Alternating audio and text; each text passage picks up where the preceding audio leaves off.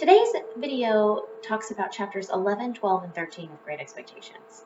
Stay tuned throughout because I'm going to integrate movie clips so that you can see what's going on in some of the more active parts of the novel. So in chapter 11, Pip returns to Miss Havisham's house because she asked him to come back in 6 days. And even though she pretends to not know what's going on with the outside world, she does know that today is her birthday. So when Pip arrives, he's not the only one that's there. Estella, of course, is there, but also 3 women and 1 gentleman. Now, the only 2 women I want you to pay attention to are Camilla and Sarah Pocket. They are cousins of Miss Havisham's, as we'll find out later, and their name Pocket is symbolic for the deepening of their pockets with her inheritance. So in other words, they just come around on her birthday to kiss up to her in hopes that when she dies, she'll leave them some money. And of course, Miss Havisham sees right through it. Now, as Pip is observing them, and we'll add them to your character chart, he notices that Camilla is always saying, "the idea," over dramatically, over and over again. I think she says it at least 6 times in chapter 11. And she complains about how Miss Havisham's health has caused her to stay up at night. And then Sarah Pocket, Miss Sarah Pocket, so she's single, she's an old spinster as well. She has a face like a walnut face countenance that Pip observes, and she's gonna later be really jealous of any attention that Miss Havisham shows Pip. So just stay tuned to those 2 characters. On page 85, they're talking a lot about this mysterious guy, Matthew. Who is this Matthew that they keep talking about? Camilla says, "I cried about it from breakfast till dinner, and it injured my digestion, and it wakes me up in the night." So some mystery around this character, Matthew. We're not supposed to know yet who he is. But Estella comes in and takes Pip on upstairs, and she slaps Pip right at the staircase. She says, "Am I pretty?" And he says, "I think you're very pretty." She says, "Am I insulting?" He says, "Not so much as you were the last time." And then she hauls off and slaps his face. And she says, "Now, you coarse little monster, what do you think of me now?" And he says, "I shall not tell you." So poor Pip is being bullied by Stella. Maybe she has a crush on him, or maybe she's just living out Miss Havisham's teachings that break their hearts. And she says to Pip, "Well, why don't you cry again, you little wretch?" And Pip says, "I'll never cry for you again." But then older narrator Pip says, which was as false a declaration as ever was made, "Because I was inwardly crying for her then, and I know now the pain she caused me afterwards." So this is just the beginning of a relationship between Pip and Estella where it's unrequited love. Little foreshadowing on page 87, a man comes downstairs from having been in Miss Havisham's room, and we are introduced to him by his idiosyncrasy before we know who he really is. So he was nothing to me, thinks Pip, but he grabs Pip and he says, "Behave yourself." He says, "Now mind, I have a great deal of experience with boys, and you're a bad set of fellows.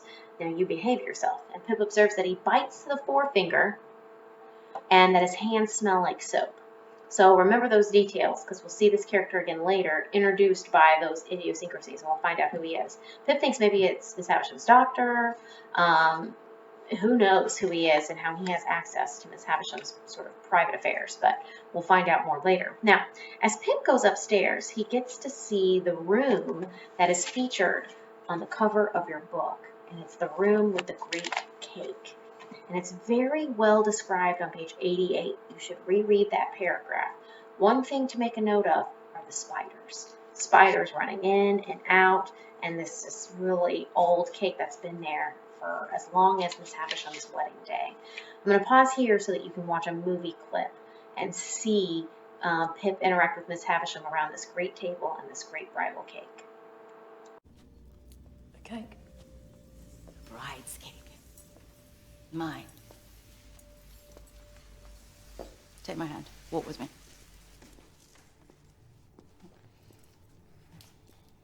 Today is my birthday.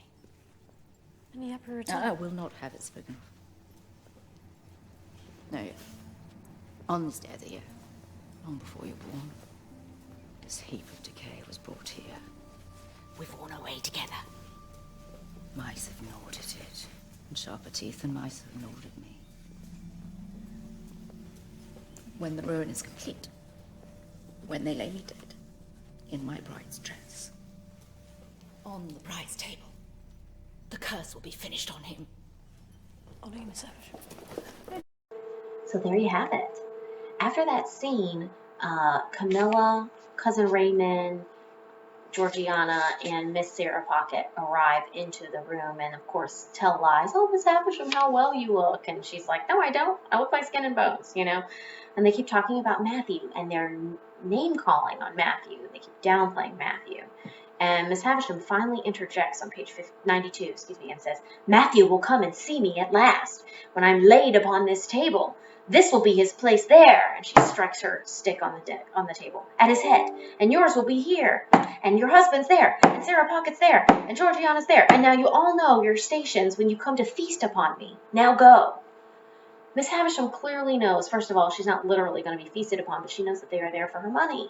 And she kicks them out. And that's when she tells Pip that it's my birthday. So she says, when the ruin is complete, when they lay me dead in my bride's dress on my bride's table, which shall be done, which will be the finished curse upon him, so much is it better done on this day. So it looks like that wedding that obviously fell through at 8:40 happened on her birthday. So a double whammy for Miss Havisham. After that was said and done, Pip goes outside with Estella, and this time he encounters another little boy on the premises, and this boy challenges Pip to a fight. So I'm going to put in another movie scene right here so you can see it.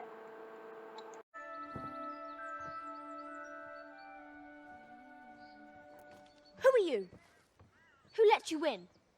Who gave you leave to prowl about? Estella. Estella? That witch. Take that back. I will not. You will take that back. Fight me then. Breaking the rules. Come to the ground.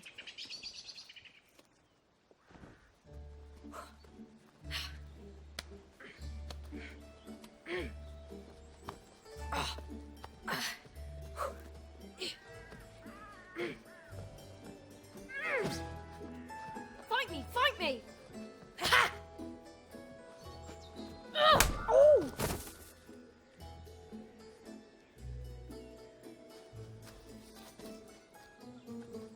That means you won. Honour is satisfied. Much obliged. Good afternoon.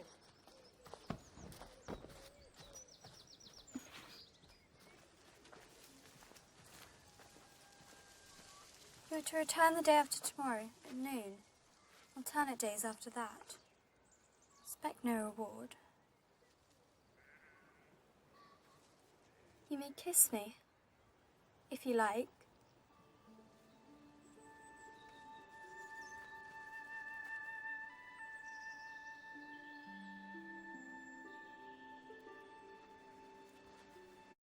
So we're going to call that kid the pale young gentleman until we get to know him better. So it's another example of us being introduced by a character's idiosyncrasies before we know who they really are. It seems kind of interesting that Pip kicked that little kid's butt over and over again, and then of course was rewarded by a kiss, being able to kiss Estella. Was this a planned fight between the two of them? Is Pip being set up to demonstrate his worthiness of Estella? We'll have to wait to find out. So chapter 12 is a quick summary of 8 to 10 months. So Pip is continuing to come of age. He goes and visits Miss Havisham every other day. He pushes her around in her wheelchair around the table over and over again, and they sing songs and whatever.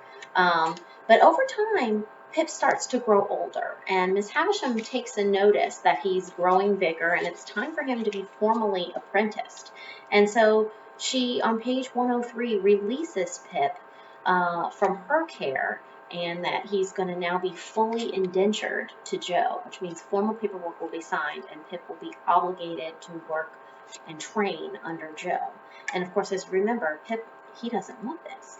But on page 103, Pip has to tell Joe to come with him to his next visit at Miss Havisham's, and Mrs. Joe goes on the right page again because she's not included. And so chapter 13 is Mrs. Joe and Pumblechook going to their place, Pumblechook's, while Joe and Pip go to Miss Havisham's. Now, it's very awkward. Joe is hopelessly socially awkward always, and he doesn't know how to interact with Miss Havisham. So instead of talking to her, even though she's directing questions at him, he turns his focus and answers Pip. So here's another movie clip so you can see how that plays out.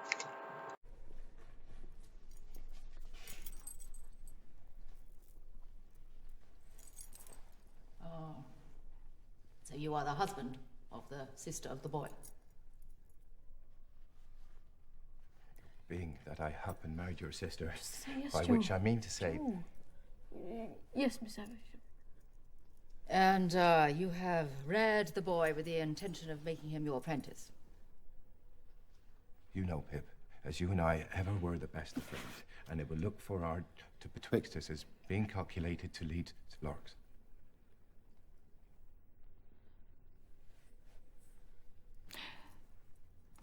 The boy has made no objection to the trade? Lark's been a great wish of his heart, miss. Stella, bring me that purse. Yes. Pip has earned a premium here. Here are 5 and 20 guineas. Give it to your new master, Pip.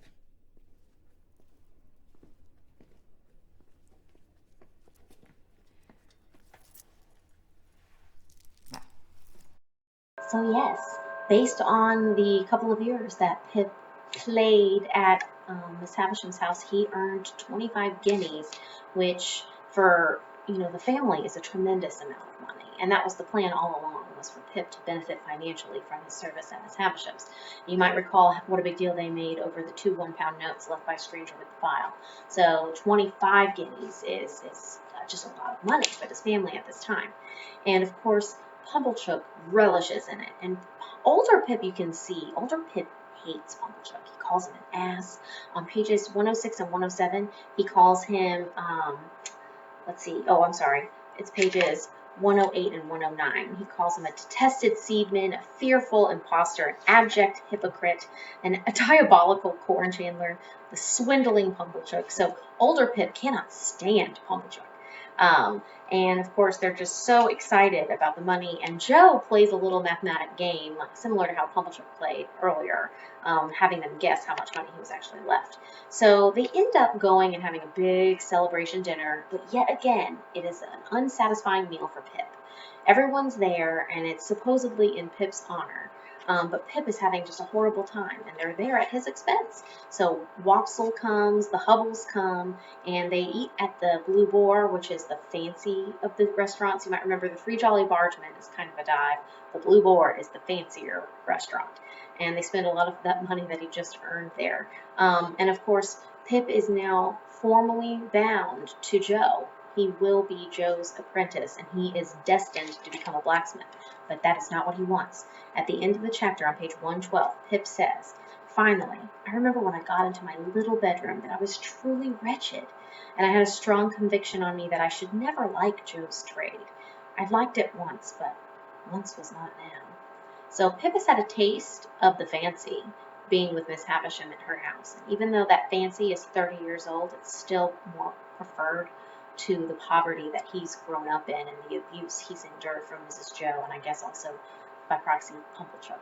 So this is not what Pip wants, and we're about to enter into chapters 14 through 19.